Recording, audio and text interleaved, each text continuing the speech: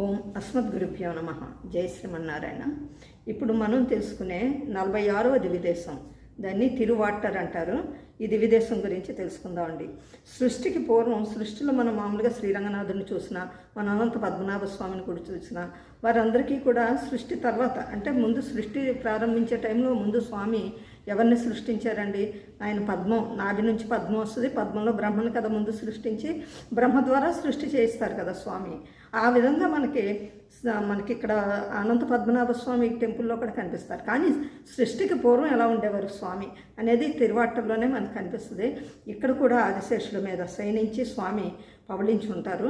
అయితే ఆయన పంచాయుధాలు, ఈ పంచాయుధాలు కూడా యాక్చువల్గా అవి కూడా డివైన్ బాడీస్ అంటాం. అంటే వాటికి కూడా ఆత్మ, పవిత్రాత్మ, దైవత్వం ఉన్న పవిత్రాత్మలే కదండి అవి కూడా. అవి ఏంటంటే ఆయన క్షీరసాగరంలో సృష్టి టైంలో ఆయన ధరించి ఉంటారు కదా శంఖ చక్రాలు గారు, తర్వాత ఏమో మన గద, కౌమోది ఇవన్నిటిగాను ధరించి ఉంటారు. కానీ ఇక్కడ మాత్రం తిరువాట్టర్లో వారు కొన్ని దివ్య రూపాన్ని ధరించి దివ్య రూపాన్ని ధరించి అక్కడే స్వామివారి దగ్గర ఉంటారు. ఈ తిరువాట్టర్లో స్వామిని ఇక్కడ ఆదికేశవ స్వామి అంటారు, ఆదికేశవ పెరుమాళ్ళు అంటారు. అయితే ఇక్కడ స్వామికి ఇంకా సూర్యచంద్రులు, తర్వాత గరుత్మంతుడు అందరూ కూడా ఇక్కడ ఆయన పంచాయుధాలు ఒక ఆకృతిని దాల్చి స్వామివారు ఎప్పుడు వారికి ఆజ్ఞ ఇస్తారా అని ఎదురు చూస్తున్నట్టుగా కనిపిస్తారు.